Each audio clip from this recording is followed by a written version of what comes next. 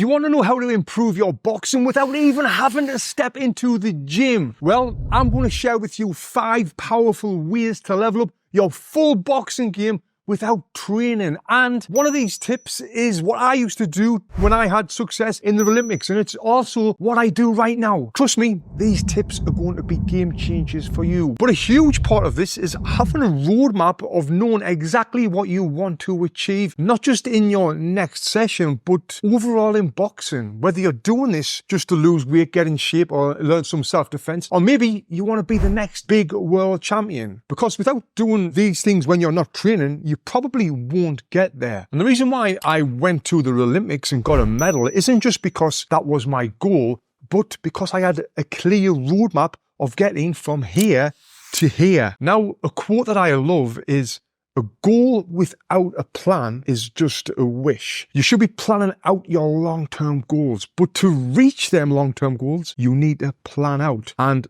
this starts with planning out your very next training session. Having the short-term goals and plans will help you reach the long-term plan. When I was training for the Olympics, this was an 8-year training program. And I wasn't just starting here at the age of 16 thinking, when I'm 24, I'm going to go to the Olympics, and this was the goal. No, in between, I went from here, I want to go to the World Championships here and win a medal there. And then I want to go fight for England here. Then I want to go to the National Championships, and I want to go here. And this long-term goal was planned with the roadmap of these little short-term goals right here. Now, Great Britain come up with this formula that's on the screen. This was our roadmap to success in the Olympic Games. Now, your goal probably isn't to go to the Olympic Games. Whether it is just to get better, to beat a sparring partner, to get in better shape, to learn self-defense, you need to have this roadmap which will definitely help you get there. And you do this when you're not training, not during a training session. So get a pen and paper and write it down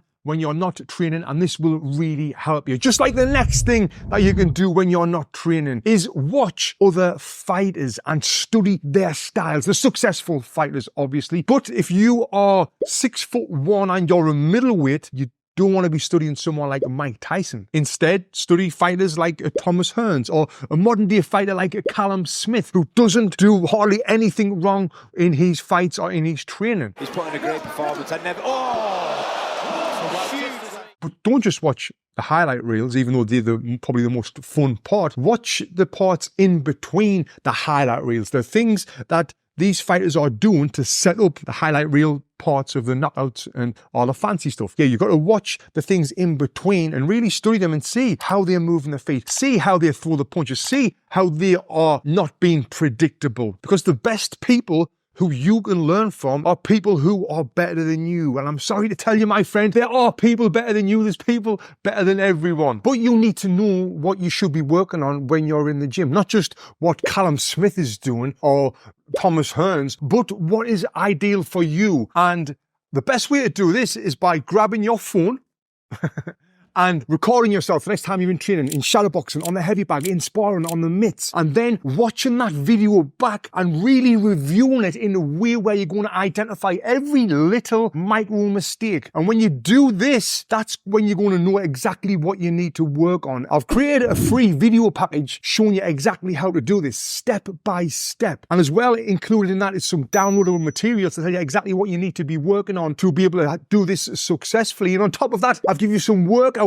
that you should be doing to drill out any bad habits that you've got. It's totally free, no BS. If you scan here, I'll send you it straight away, or the link is below. It's a simple but very effective 4-day plan to be able to really help you level up. Now, let's talk about something else that is huge that most people don't think about when they're not training. This is often overlooked, but it's essential, and it is getting the right rest and recovery. But before I tell you the best ways to recover, I need to mention why it's so important, like muscle repair. You might know, you might not know, when you are doing an intense session, it causes tiny tears in your muscle fibers, and the correct rest will repair your muscles to help their muscles grow more robust. If you're continuously training without the proper rest in between the sessions, this can lead to overtraining and cause fatigue, injury, and decrease the performance in your training sessions. But the right recovery will help replenish all energy stores, allowing you to perform at your best in every single session you do. And also, this is massive for reducing the risk of injury. And if you already have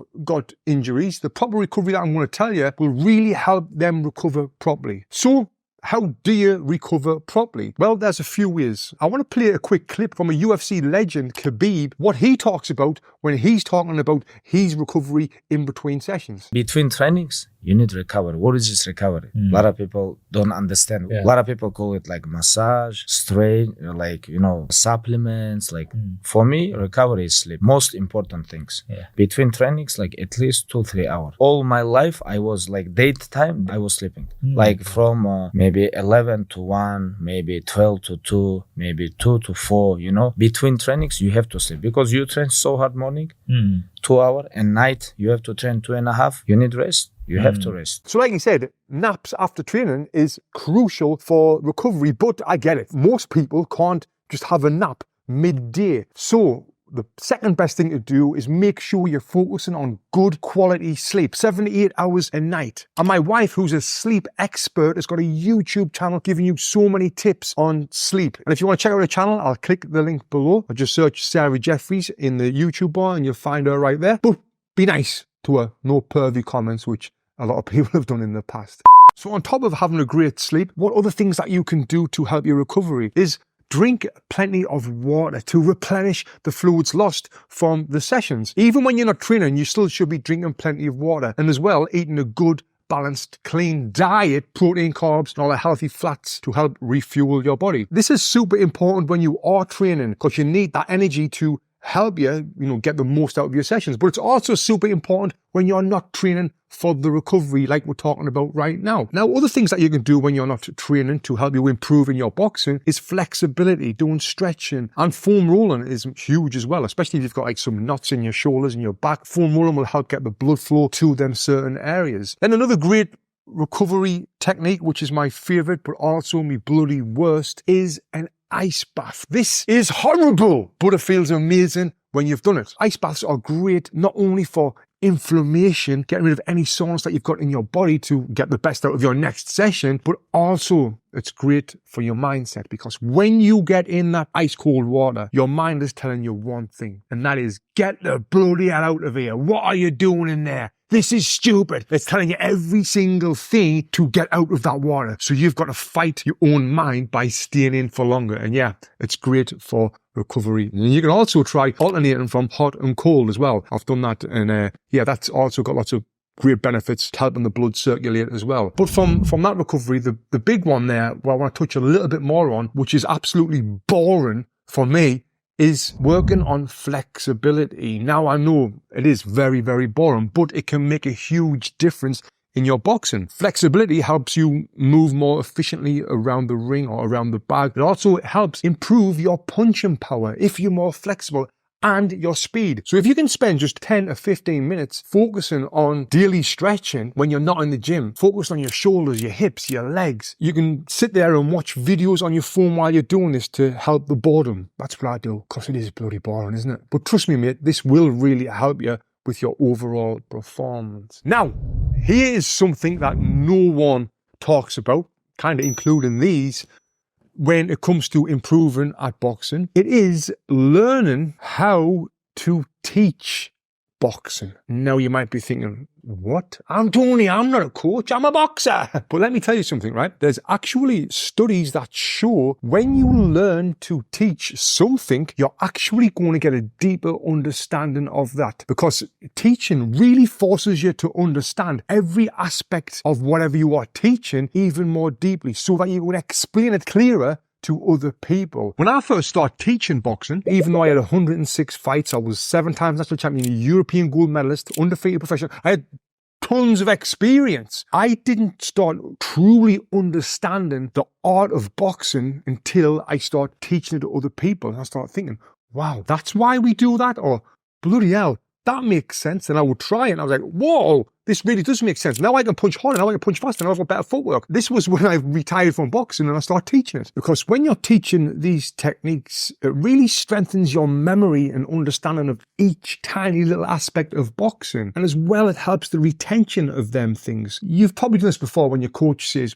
bring your hand back to your face, and you throw it again, you bring your hands back, and then a round later you start not doing that anymore. And when you're teaching boxing and you're really thinking about this even more, it sticks in your brain and retains a lot better. And I've actually got the world's #1 boxing fitness certification course where we teach you how to teach boxing for fitness, and I have a ton of success doing that. It's called the Boxing Fitness Academy. Not only on this course will this help you get a better, deeper understanding of boxing, but it's also designed how to make a living from teaching boxing for fitness. Because as you may know, mate, holding these things in the fitness industry, it might be for a middle-aged lady, a middle-aged man, some young kids whose mum and dad want to get them out throwing punches and not getting hit. One of the biggest fitness modalities in the world right now. So learn how to teach it the correct way, like we teach it on this course. This is going to give you the skills and the certification to start charging for teaching boxing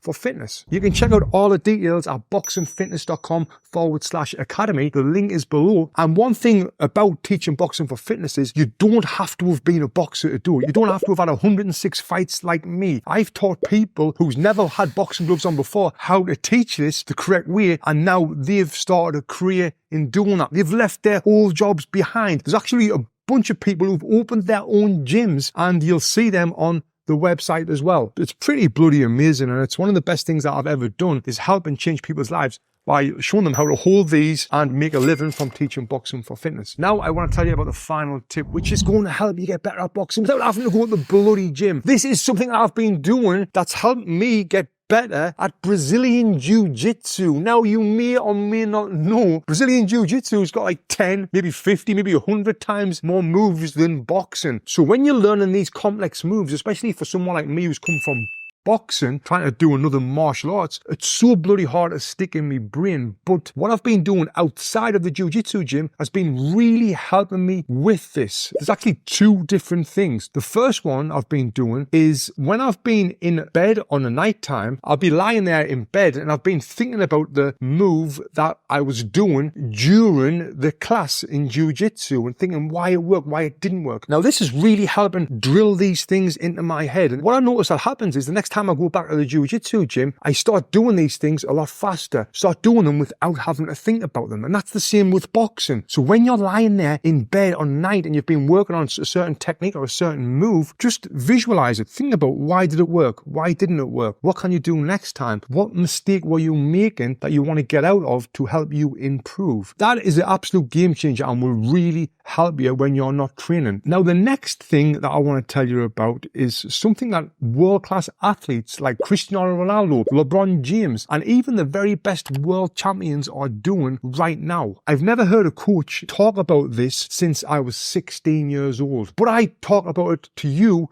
on this video right here. If you click here, watch this video next, I'll give you these tips that world-class athletes are doing. Click here and watch this video next.